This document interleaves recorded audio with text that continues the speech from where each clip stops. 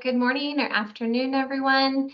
As many of you may know, we're doing a series of webinars to share information on the results of the Ad-Hoc technical group on indicators work and their guidance that they're providing to SAPSTA on the monitoring framework and its implementation.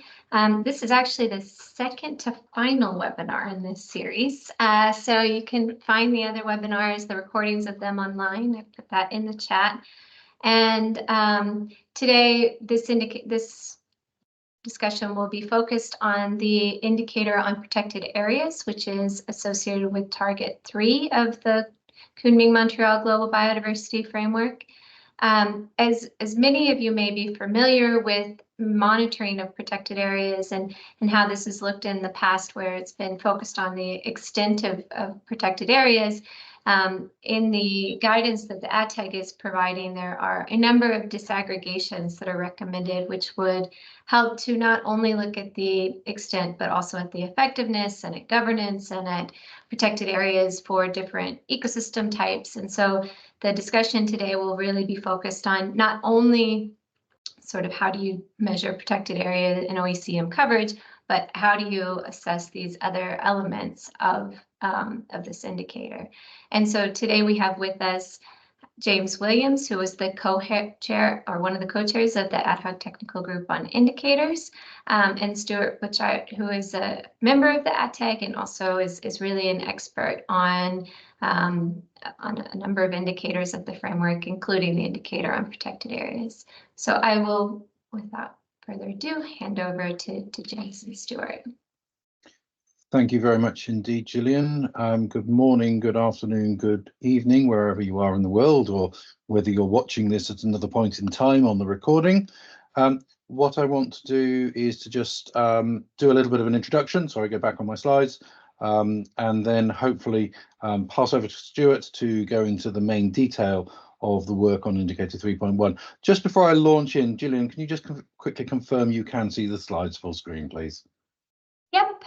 Great, that's good. So Gillian's already mentioned most of the detail of the first of my slides, which is about the series of webinars that we're running, and that the schedule and the links for those are online. Please do go and look at the previous recordings if you haven't joined them before. And the first one of them was actually a webinar I gave about the overall work that we've been doing, and then a lot of the others have been going into some of the detail, which is really, really helpful. There's also a workshop on the 11th of May, which will be in Nairobi, but also will be held online. And I believe that there will be information about joining that online if you aren't able to be in Nairobi, which will again be looking at things more broadly and looking to try and help set the scene for the discussions that will be happening at SAPSTA 26 in Nairobi, starting very soon. So let us quickly remind ourselves that the Kunming-Montreal Global Biodiversity Framework was a package decision. 15.4 focuses on the framework itself, but there was also decisions around benefit sharing, around resource mobilization, about planning, monitoring, reporting and review, and about capacity building and technical scientific cooperation. And all of that is important in terms of how we take forward work to achieve the Global Biodiversity Framework overall, in order to make sure that we are addressing all three of the objectives of the Convention. There are 4 goals to be achieved by 2050. I'm not going to go into the detail of each of the goals or each of the targets. That would be a webinar of its own right. But I do want to stress that those goals are to 2050, covering biodiversity, sustainable use, benefit sharing and resource mobilization. And then 23 targets by 2030, which can be grouped into 3 different sets about reducing the threats, about meeting people's needs, and about tools and solutions. And each of those targets can be really quite complicated. As an example, target 3, which we will be discussing in some more detail through this webinar, has quite a lot of different elements, and Stu will go into some more detail about each of those and how we're measuring them in a moment or two. But I do want to stress the complexity here and to make it clear that achieving the area extent is not the only thing that is being expected out of achieving the target as a whole. The monitoring framework was established in Decision 15.5, complementary to 15.4, and it also established the ARTEG that Gillian has just been describing, which was comprised of 45 experts selected by the Subsidy Bureau from around 260 individuals who applied to take part. And myself and Maria Cecilia Londono from Colombia have had the honor of co-chairing an excellent set of experts who've been working really hard to deliver against an enormous mandate. I just want to, before I hand over to Stu, I just want to sort of remind you quickly about the framework as a whole. If we think about the global biodiversity framework as a whole, and we think about, we've got these headline and binary indicators that are to be used by all parties in their national reports. We've got sets of component and complementary indicators, which are optional, but will help hopefully to fill in some of the issues that may not be able to be covered by all of the headline indicators directly. And at a national level, parties are going to be expected to provide information in their national reports against all of the headline and binary indicators, and they can also choose to bring in some of the component and complementary indicators. My overlap in the diagram here is deliberately different because of the difference in numbers. You can see there that there's 149 complementary indicators and 63 component indicators, and I think it's extremely unlikely that any one party will be able to report against the entire 250 that adds up to. So there's going to need to be a real issue around a delivery of pragmatism versus idealism in terms of delivery of the coming Montreal Global Biodiversity Framework, the monitoring framework. But it's also really important to recognise that these headline and binary indicators are a step change in terms of parties providing real data to be able to be collated globally in order to be able to assess progress towards the framework as a whole. That's the end of my slides, and I'll stop sharing. We'll come on to questions later on, but please do hold questions if you have them on what I've just briefly been describing there. And at this point, I'll hand over to Stu and ask him to take us through the detail of the work on indicator 3.1. Thank you very much, Stu. Thank you. And you are full screen. Features. Okay, great. Yes, my name's Stu Butchart. I'm Chief Scientist at BirdLife International, and as was mentioned, was one of the members of the ARTEG. And for each of the headline indicators, the ARTEG identified individuals who we termed chaperones to try and help the work of the ARTEG in relation to particular indicators. So I took on that role for indicator 3.1 on protected areas and OECMs, other effective area-based conservation measures. So we've already seen target 3, and as James mentioned, it's pretty long and complicated. There are 11 different elements, which is more than any other target in the framework, apart from target 22, which is the one on Indigenous peoples and local communities and gender and so on. And this reflects the fact that although we've had a very impressive growth in the extent of protected areas globally in recent decades, we're still losing biodiversity. And of course, there's a whole bunch of reasons for that, but some of them relate to challenges with the protected area networks that have been established so far. So the overall indicator is termed as the coverage of protected areas and OECMs, and this is well established. So just as an example, here are the graphs from the last 3 global biodiversity outlooks developed by the CBD Secretariat for the parties to assess progress towards previous targets, Aichi and even before then.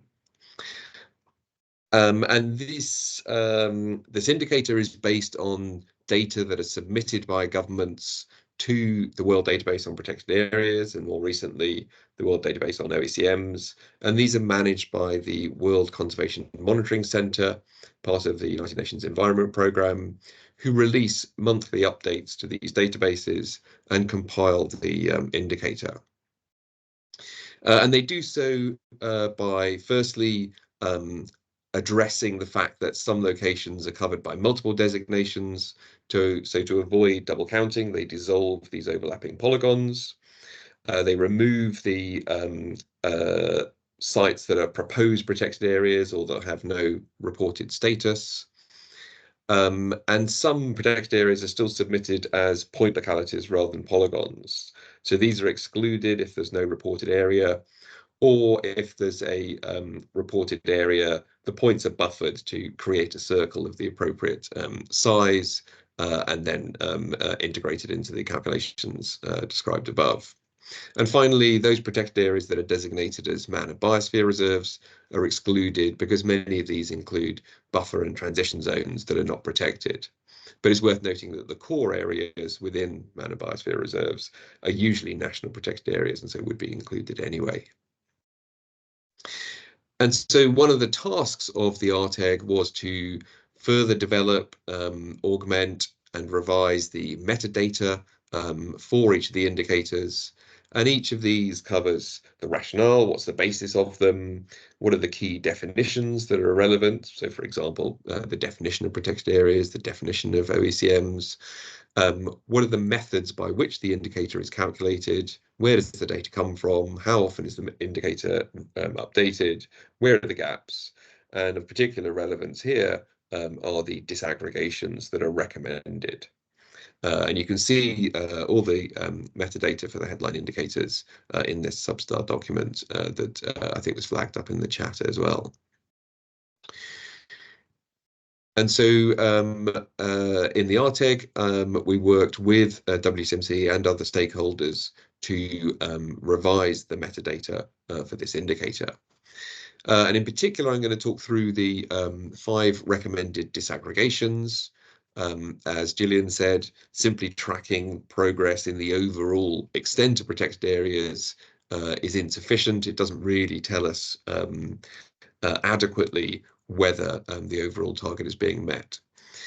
And in developing this, we tried to balance the need to understand more than simply that overall headline percentage with the need to keep things manageable for parties, recognizing that every additional piece of data and metric that they need to report is additional work that's required. Most of these disaggregations can be generated with existing data and so don't require additional work. So the first one is, of course, to just separate out the coverage by protected areas and OECMs. Currently, there are only 10 countries that have recognised OECMs and submitted them to the World Database.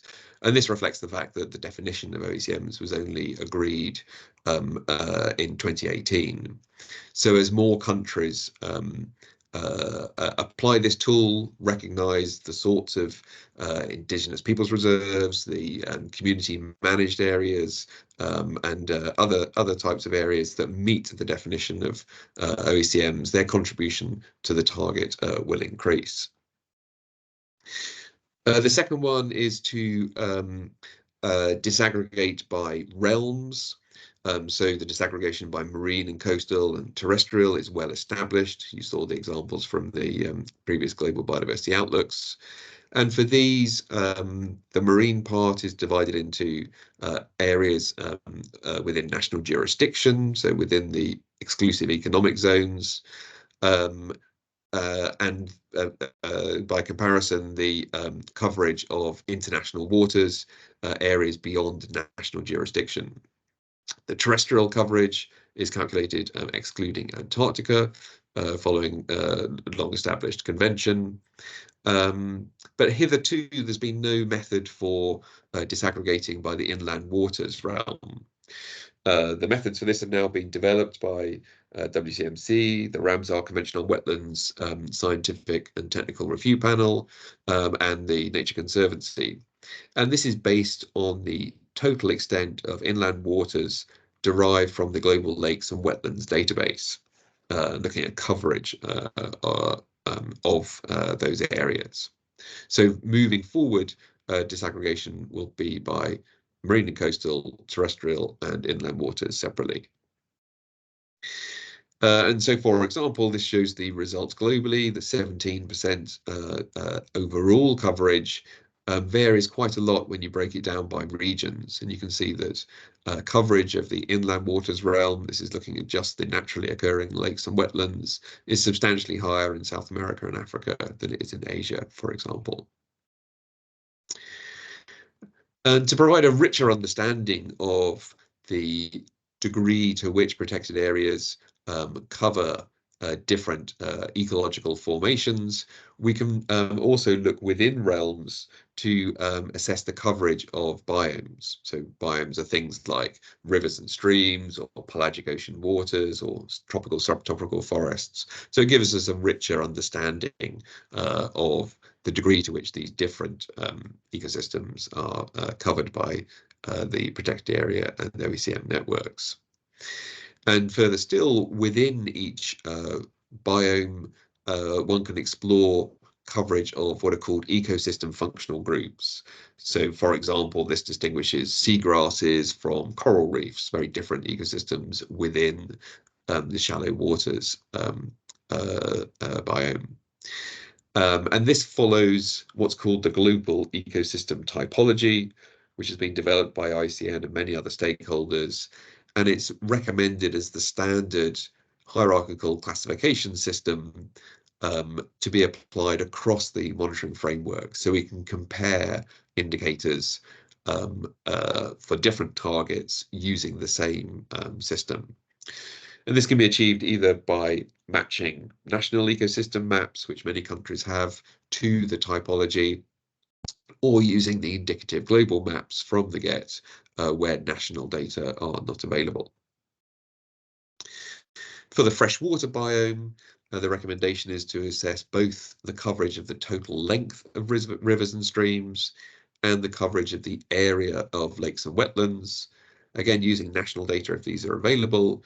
But if not, there are these two global sources now, the River Atlas and the Global Lakes and Wetlands Database, that can be used. And a further way of looking at this is to assess coverage by ecoregions for terrestrial, freshwater, and marine. And the coverage against the terrestrial, inland water, and marine and coastal realms will enable us to track progress towards that part of the target that talks about 30% coverage of terrestrial and inland waters and 30% of marine and coastal areas, while the richer disaggregations will give us insights into the degree to which protected areas and OECMs are ecologically representative, as worded in the target. Now, the third element, the recommended disaggregation, focuses on areas of particular importance for biodiversity. And this recognises the fact that we need to make sure that protected areas and OECMs are in the right places, those places that are most important for conserving biodiversity. Now, Substar requested the ARTEG to develop a glossary of the various terms used that would help parties to interpret the text of the goals, the targets, and their indicators. And so the definition of areas of particular importance for biodiversity that's recommended by the ARTEG is shown here. So these are sites, they're site scale, so appropriate for designating as protected areas or as recognizing as OECMs rather than much, much larger parts of the land or seas.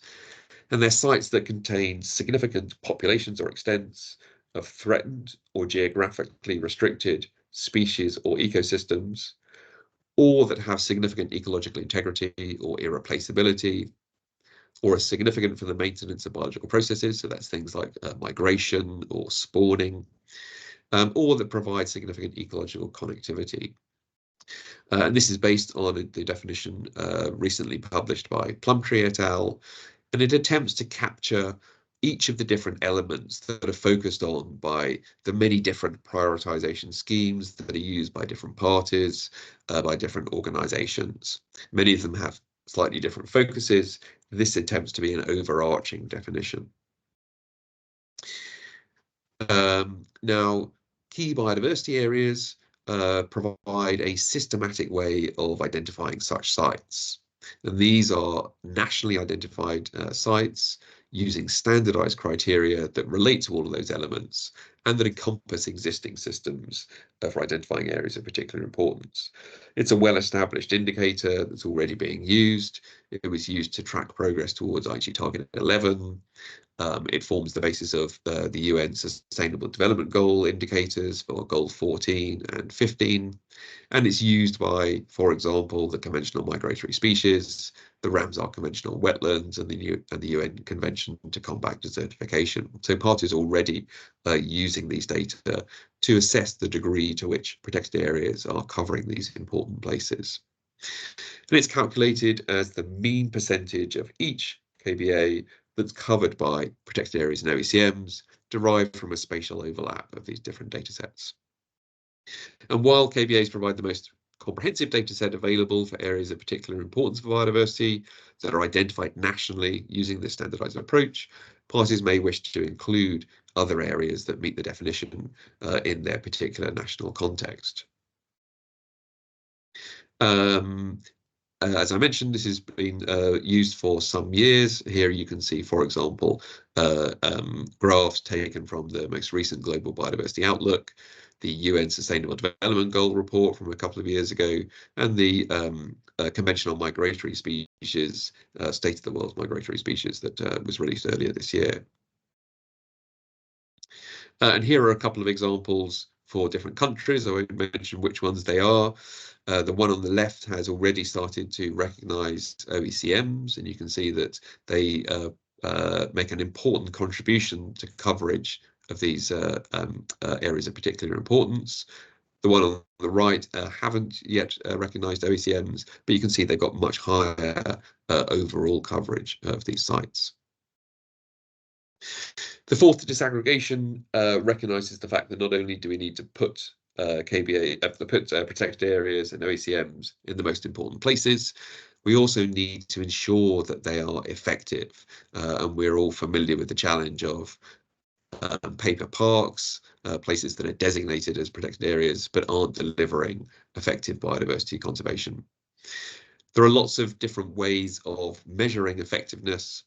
And so to support this disaggregation of the headline indicator, WCMC and other partners have developed an approach that brings together results from these existing assessment methods, some of which are listed as component or complementary indicators, and many of which are included in the global database on protected area management effectiveness, and using them to score in a standardized way 4 components of effectiveness: governance, design and planning, management, and conservation outcomes. The methods that are proposed for achieving this are going to be out for consultation shortly, or they may actually already be, with the aim of enabling production of this disaggregation next year. The proposed method recognizes that there's variation in capacity and data availability, so recommends a phased approach. So initially simply reporting the coverage of protected areas and OECMs for which some sort of effectiveness assessment has been conducted could be a first step. But the idea would be to group protected areas and OECMs according to their level of effectiveness, or the change in that over time. So you can imagine, for example, the current 17% protected area coverage of the terrestrial realm might be broken down to 10% coverage of protected areas that have high effectiveness, 5% with medium, and 2% with low, or something like that. And so this disaggregation addresses the part of target 3, the element relating to these networks of protected areas and OECMs being effectively conserved and managed. And lastly, the final disaggregation that's recommended is by governance type. This is already coded in the databases of protected areas and OECMs, recording each of these sites as being governed by governments, private organisations, indigenous peoples and local communities, or shared. And the intention would be to create a time series for this disaggregation using the year field. And it informs the the aspect of target 3 that relates to the need for these networks of protected areas and OECMs to be equitably governed. And that assumes that those that are governed by IPLCs, or for which the shared governance should have stronger engagement by Indigenous peoples and local communities. Now, the intention is that the CBD national reports, as for all of the headline indicators, will be pre-populated with data for each country where these are available. And that would apply to the disaggregations as well, based on the data that's been submitted by governments to the WDPA and the database for OECMs. For the second of those disaggregations, this would be at the level of realms only, not the biomes or the ecosystem functional groups, because these are best characterized at the national scale. And for the last one on effectiveness, this would be based on the data that's already available in the global database on protected area management effectiveness. Now, parties may choose to use the data that are provided, or could add to these data sets or replace them as appropriate, and with appropriate justification.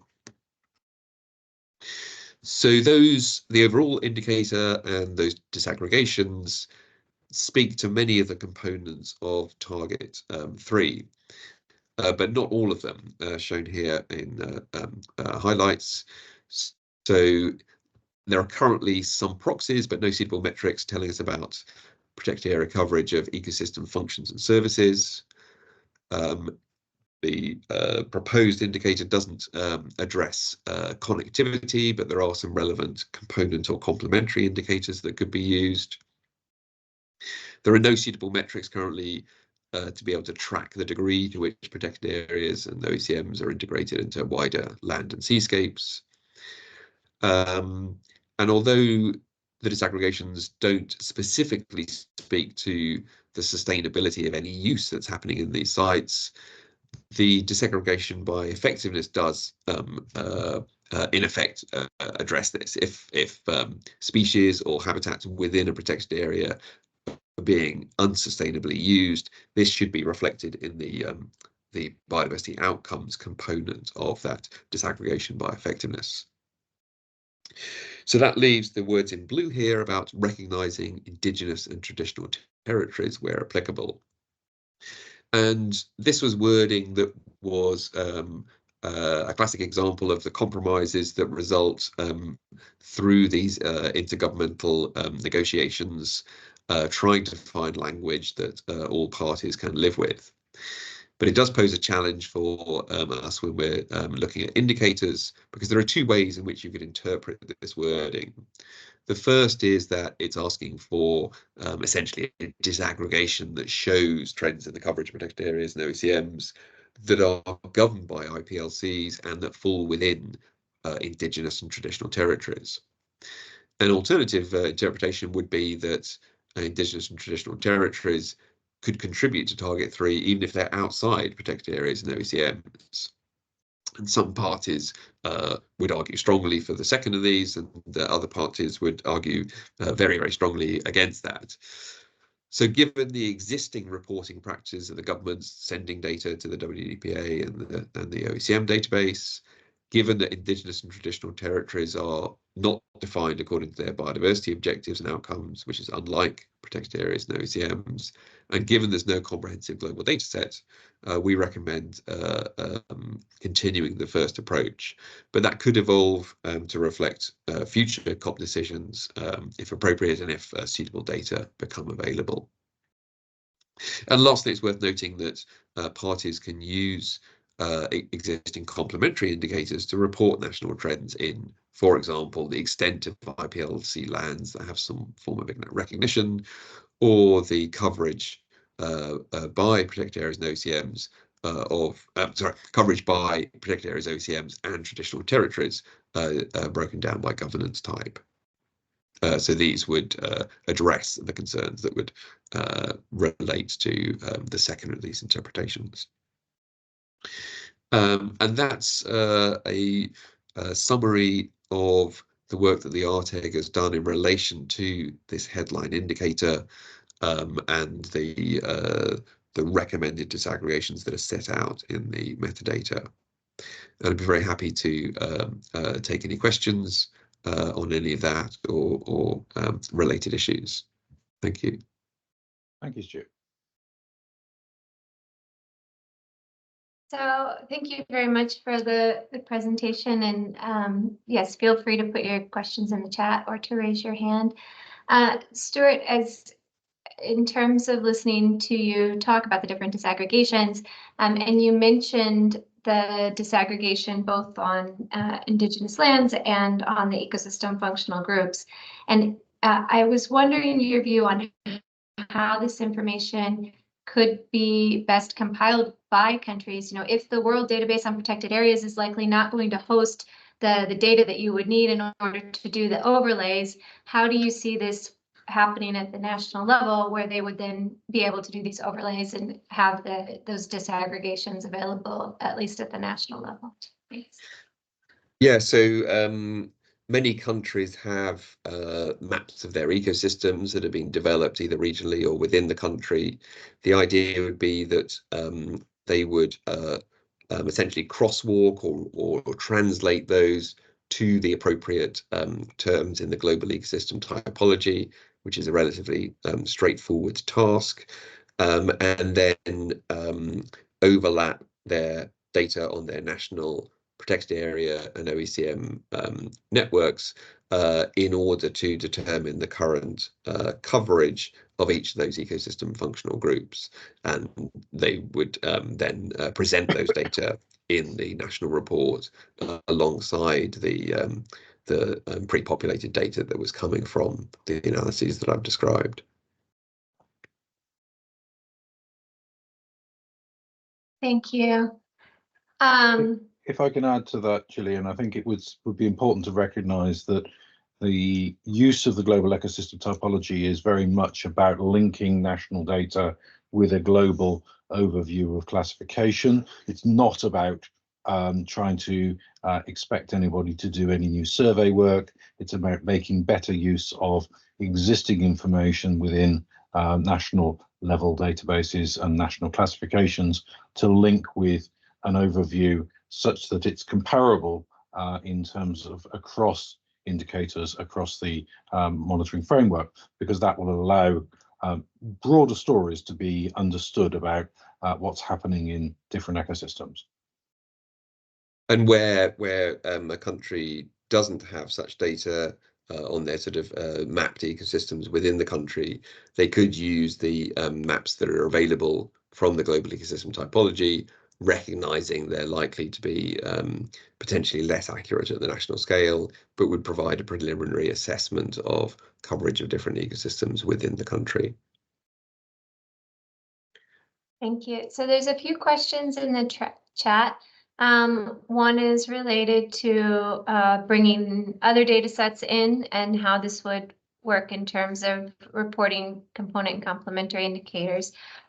Perhaps I'll start by saying in the national reporting template, parties are invited to contribute data on the component and the complementary indicators, as well as other national indicators. And so the national reporting template is quite flexible in terms of being able to allow this data to be submitted, but perhaps I'll ask the people involved to share views on where they think this or how this could work in practice.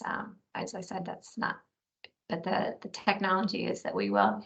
And then there's additional questions about some countries about legislation and the sufficiency of coverage, and how this would result in producing indicators of ecological representativeness of species, not only of ecosystems. So I'll hand over to you, Stu, for those two questions.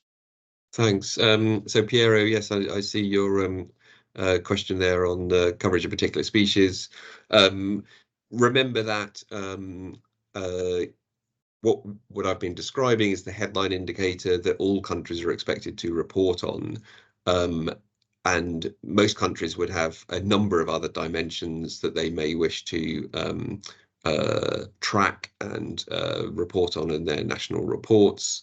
So, for example, those in the EU would have a particular interest in the birds and the habitats directives and the species listed therein, and the special protected areas, or the SACs that have been designated in the EU. And so you could imagine data on those and the protected area coverage of those being reflected in their national reports as well, to complement the overall headline indicator and the disaggregations. So parties are encouraged to reflect whatever indicators are appropriate at the national scale alongside these standardized ones that are expected across all countries. And then the question from Jessica on effectiveness. Yes, indeed, it would be useful to break down those different components of effectiveness and report on protected area coverage in relation to the different components. As I sort of mentioned at the beginning, we try to strike a balance between expecting parties to report very large numbers of different versions of this indicator and different disaggregations on it to capture every different dimension, with having a manageable number that reflects overall progress against the key elements of target 3. But yes, absolutely, it would be informative to break them down in that way. Whenever you aggregate information together to form an indicator, it's useful at one level because it provides an overall summary, but the more you aggregate, the more useful it is to then break it back down to the different components. So Stu, there's additional questions. One is just on this consultation that you mentioned, and I'd also actually ask you this in an email at the same time, is it would be great if, or maybe Heather or someone could share information on the consultation on those different disaggregations of effectiveness that you had mentioned. So if that's open, I'm sure people would be interested. And then there's a question on how the buffer size is determined for the countries who have submitted a point-based protected area, and how you actually determine that buffer. And then there's another question that is in the chat about how equitable governance and governance quality also involves the respect for human rights and participation. I would say on this one, perhaps if I can start an answer, the Ad-Hoc is also providing guidance on considering Section C of the Kunming-Montreal Global Biodiversity Framework across the entire implementation of the framework. As you know, this is participation is part of Target 22 and part of Target 23, and it's also part of Section C of the framework, which is the considerations across the entire framework. We have guidance in the information document 14 on considering Section C and on how do you measure Target 22 and Target 23. And there's also webinars in the list of webinars on these topics for those of you who are interested in that question. So then, Stu, I'll hand over to you. Jump in a second. Phil has also put in a link to the Indigenous Navigator, and the Indigenous Navigator and the work around that was very strongly considered by the RTEG and formed part of our discussions around Section C. So if I can reassure you, Phil, that that is not been ignored by any means, and was very much part of the discussions of the Traditional Knowledge Indicators workshop that happened just before our meeting in Cambridge, which again, there's another webinar about that as well. So hopefully we've joined the dots there. Heather very kindly has answered with respect to 12,000 points, around 5% of the records, and the buffer size being based on the area reported by data providers. It may be helpful actually if Heather's given presenter access, just in case we need her to answer some of these questions directly, perhaps. So sorry, I was jumping in there, but trying to solve some of the other answers as well. So Gillian, back to you. So I was going to comment on, so yes, for the buffer size, you're literally calculating a circle of the appropriate area that's been reported by the data provider, and obviously that's likely to be almost certainly inaccurate. We know that the vast majority of protected areas are not perfect circles, but it's an appropriate compromise between recognizing that we know there's some land or sea here that's designated. We don't know its exact configuration, so it introduces some uncertainty into the overall result that's reported, particularly where those circles overlap existing protected areas. But it's an appropriate compromise between ignoring the data and including them. And on the absence of component or complementary indicators, in some cases, it doesn't necessarily reflect the fact that a particular issue or aspect is not important. It's simply that there may be no appropriate metric available. So the RTEG also undertook a gap analysis, essentially looking across all the components of each of the targets and goals to see which aspects are covered by existing headline indicators, which are covered by their disaggregations, and which could be covered by component or complementary indicators. And there are a number of aspects of the goals and targets that aren't covered by any of those. That doesn't reflect the fact they're not important. Sometimes it's that they're incredibly difficult to know how you would measure, or the work has not yet been done to create appropriate indicators. And certainly some of that will be happening over the coming years. So if I could come in on this as well, there was a gap assessment that was presented at the webinar yesterday, and what the AdTech did was to look at how each element, and Stu in his presentation today broke down the different elements of target 3 and how each element of that target was covered by the headline indicator and by other indicators in the framework. And with including effectiveness as part of the disaggregation of the headline indicator, then actually a lot of the issues related to governance are then actually covered in that headline indicator at this time. And so if you consider from that perspective, the sites that have done a governance and equity assessment, this would actually feed into the headline indicator assessment, is my understanding based on the methods that are being developed in order to have those disaggregations ready. But perhaps, Stuart, you can confirm that that is true. Sorry, I was trying to read the chat at the same time as listening to you.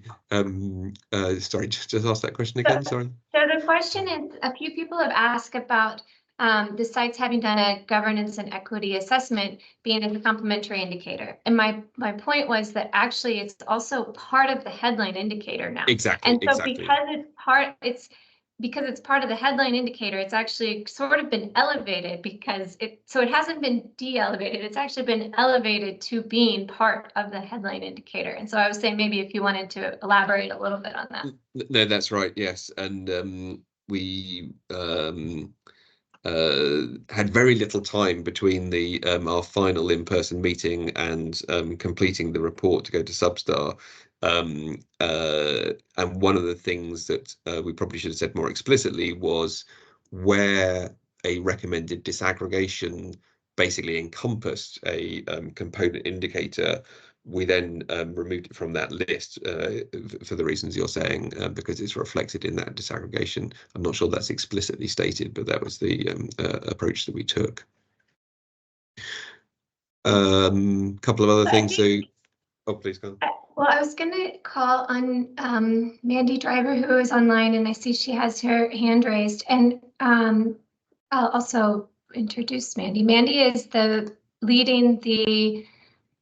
she's the technical lead, I believe, for the Global Ecosystem Atlas work, which they are trying to pull together a data set of the global typology, global ecosystem typology at level 3 into both have a global estimate and then also bring national data together to have information that would allow countries to view the different ecosystem functional groups. Mandy, over to you. Thanks, Gillian, and yeah, great to be here. Thanks for the great presentations. Yes, so as Gillian said, some people may be aware the Group on Earth Observations has this initiative to develop a global ecosystems atlas. I'm the technical strategy lead, and Nick Murray, who's based in Australia, is the science lead for the atlas. I'm based in Cape Town in South Africa. And it's at an early stage. We're hoping to develop a proof of concept ahead of the COP. And really what we're wanting to do is pull together the best available spatial information on the distribution of different ecosystem types. There may be other aspects of the atlas that will develop in future, but that is the kind of immediate aim. And then to harmonize that with the global ecosystem typology, with a particular focus on the ecosystem functional groups. And because those ecosystem functional groups are an important level of disaggregation across several of the headline indicators of the GBF, we really hope that this will be a resource that will support countries in their reporting. So also just to emphasize what I think, but I'm not sure James or Stuart said, that the intention is not to replace any national maps of ecosystem types, but to help kind of harmonize the picture by being able to compare information for different parts of the world at the level of the ecosystem functional groups. Most countries who have maps of ecosystem types would be at a finer scale than those ecosystem functional groups. And then just lastly, as part of the development of the proof of concept, we're trying to pull together a database of all the places in the world where there are existing good quality maps of ecosystem types.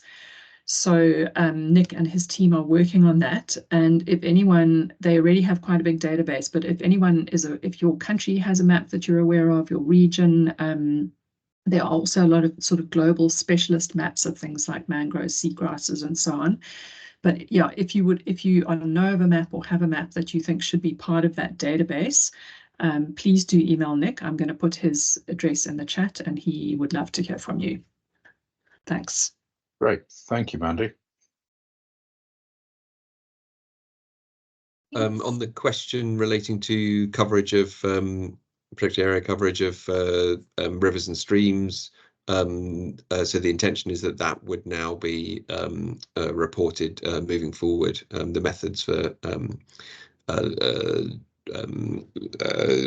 developing this disaggregation have been under discussion over the last year or so, and so it's only with the Artec's recommendation that that's now going to be part of the approach moving forward.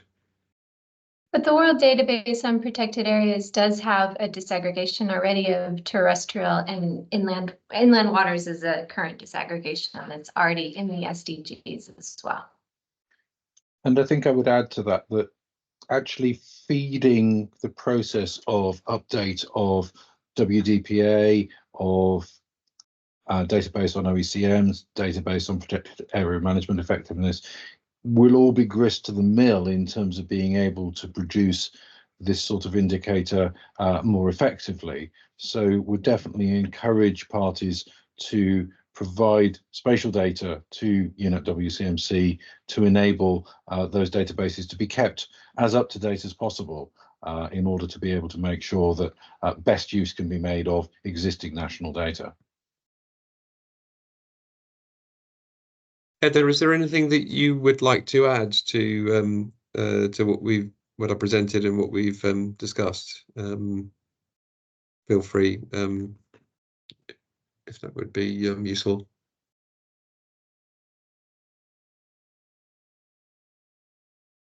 Yeah, there you go. Hi everyone. Lovely to meet you all / be here. For those who don't know me, I'm Heather. I'm a senior program officer at UNEP WCMC, and I oversee the management of the Protected Planet databases, including the World Database on Protected Areas. I don't think I have anything to add. I think you covered it perfectly. But if anyone does have questions after the meeting about the kind of data side of all of this, please do feel free to email me. Great, thanks, Heather. So I think I don't see any further questions directly in the chat. It's been a really interesting discussion, and my own view on the work of the Ad-Hoc is that this has really elevated the measure of protected areas that's being proposed from what Stuart showed that was in the previous versions of the GBO, for instance, which I mean, it was still a measure of protected areas, but you didn't have near as much information on how those were actually functioning, what they were covering, what the outcomes were. And so the Ad-Hoc's recommendations would really take this to a new level where we would have a lot more information that countries could use and that would be available at the global level on how protected areas are functioning. So I would like to thank everyone for joining, and obviously there's been a lot of work that has gone into this by many different people, the Ad-Hoc members, but also all the people who have been involved in developing protected areas measures for a long time. And so there's certainly, and IUCN has had a long relationship on this, as has WCMC, and so there's a long history of really trying to make this a better measurement. So with that, I would thank everyone for joining, and feel free to listen to or share the link to the webinar online. Thanks. Thank you all very much indeed. Thank you, Gillian, for hosting. Thank you for Lisa for work in the background, and thank you very much indeed for the detailed presentation, Stu. Take care all. If you haven't looked at the other webinars, please do. Take care. Bye-bye. Thanks very much, all.